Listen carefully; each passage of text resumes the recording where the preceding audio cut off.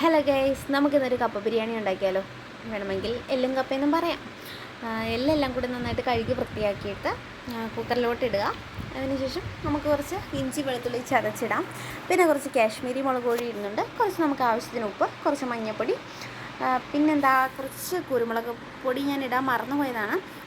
ഇടാം. കുറച്ച് പച്ച വെളിച്ചെണ്ണ, കുറച്ച് കറിവേപ്പില, ഇതെല്ലാം കൂടി ഇട്ട് നന്നായിട്ട് മിക്സ് വെൽ. എന്നിട്ട് അതിനുശേഷം നമുക്ക് അടുപ്പിലോട്ട് വെച്ചൊരു 6 വിസിൽ കേൾപ്പിക്കാമേ. പിന്നെ ഒരു ഉരുളയെടുത്ത് അതിലോട്ട് കുറച്ച് അധികം എണ്ണ ഒഴിക്കുന്നുണ്ട്. അത്രയൊന്നും ആവശ്യമില്ല. എന്നിട്ട് കുറച്ച് കടുകിട്ട് പൊട്ടിക്കുക. പിന്നെ അതിനുശേഷം കുറച്ച് തേങ്ങാക്കൊത്ത് ഇടണം. അത് ഞാൻ ഇവിടെ മറന്നു പോയതുകൊണ്ടാണ് പിന്നെ ഇടുന്നത്.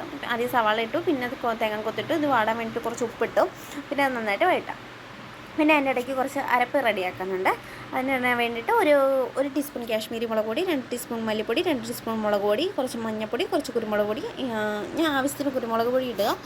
ആവശ്യത്തിൽ കൂടുതൽ വേണമെന്നുള്ളവർക്ക് അത് വിടാം. പിന്നെ കുറച്ച് പെരുംജീരകം, പട്ട, ഗ്രാമ്പൂ, ഏലയ്ക്ക, മറ്റേ സ്റ്റാർ പോലെ ഇരിക്കുന്ന സാധനം, അതെല്ലാം കൂടി ഇട്ട് നന്നായിട്ട് വറുക്കുക. ഈ പൊടികൾ നന്നായിട്ടിട്ട് വറുക്കുക. എന്നിട്ടൊരു മിക്സിയുടെ ജാറിൽ ഇതൊഴിച്ച് കുറച്ച് വെള്ളം കൂടെ ഒഴിച്ച് നമുക്ക് നന്നായിട്ട് പേസ്റ്റ് രൂപത്തിൽ അരച്ചെടുക്കാം.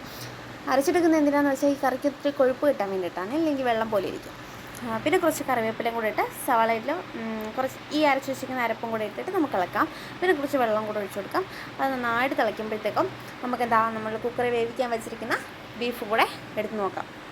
അന്നേരം ഈ ബീഫ് തുറക്കുമ്പോഴത്തേക്കും എൻ്റെ പൊന്നെ ആ റൂമ് മൊത്തം ഒരു മണം അങ്ങ് പരക്കും. എൻ്റെ പൊന്നെ സാറേ, പിന്നെ ചുറ്റുമുള്ള ഒന്നും കാണാൻ പറ്റത്തില്ല.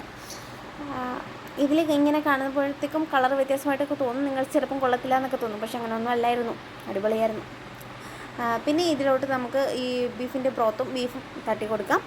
എന്നിട്ട് അത് നന്നായിട്ട് എവിടെയും തിളച്ച് നന്നായിട്ട് വറ്റി വരുമ്പോഴത്തേക്കും ആ സമയം കൊണ്ട് നമ്മളിവിടെ കപ്പ വേവിക്കുന്നുണ്ട് കേട്ടോ. കപ്പ കുറച്ച് വെള്ളത്തിൽ കുറച്ച് ഉപ്പിട്ട് ഇവിടെ കുറച്ച് അരപ്പും കൂടി ഇട്ട് വേവിച്ച് വെച്ചേക്കുന്നത്. അരപ്പിന് തേങ്ങയും ഇച്ചിരി സവാള എടുത്തിട്ടുണ്ട്. സവാള ഇവിടെ കൊച്ചുള്ളി ഇല്ലാത്തതുകൊണ്ട് സവാള എടുത്ത് ഒരു പച്ചമുളക്, ഇച്ചിരി ജീരകവും കൂടി ഇട്ട് നന്നായിട്ട് അരച്ച് കപ്പയിലോട്ടിട്ട് കപ്പയിട്ട് ഇളക്കാം. അതിനുശേഷം ബീഫ് നന്നായിട്ട് വറ്റി വരുമ്പോഴത്തേക്ക് കപ്പയും കൂടി ഇട്ട് നന്നായിട്ട് മിക്സ് ചെയ്യുക. സകല ദൈവങ്ങളെയും വിളിച്ച് ആ ഒരു ശക്തി എടുത്ത് അങ്ങോട്ട് ഇളക്കിക്കോളുക. ലാസ്റ്റ് കപ്പ ബിരിയാണി റെഡി. ഇനി നമുക്ക് സെർവ് ചെയ്യാം. കുറച്ച് തൈര് സാലഡും കൂടെ ഉണ്ടായിരുന്നെങ്കിൽ നല്ലതായിരുന്നു. ഇവിടെ തൈരില്ലായിരുന്നു, അതുകൊണ്ട് നമുക്ക് 2 പപ്പടത്തിൽ ഒതുക്കാം. ഒരു പ്ലേറ്റ് എടുക്കുക, കുറച്ച് കപ്പ ബിരിയാണി എടുക്കുക, കുറച്ച് സവാള അർബാടത്തിന് വേണ്ടി തട്ടുക, കുറച്ച് അർബാടത്തിന് പപ്പടവും കൂടെ ഇടുക. ഒരു കട്ടനും കൂടെ ഉണ്ടെങ്കിൽ അന്തസ്. ഇഷ്ടപ്പെട്ടെങ്കിൽ സബ്സ്ക്രൈബ് ചെയ്യണേ, ലൈക്ക് ചെയ്യണേ, കമൻറ്റ് ചെയ്യണം.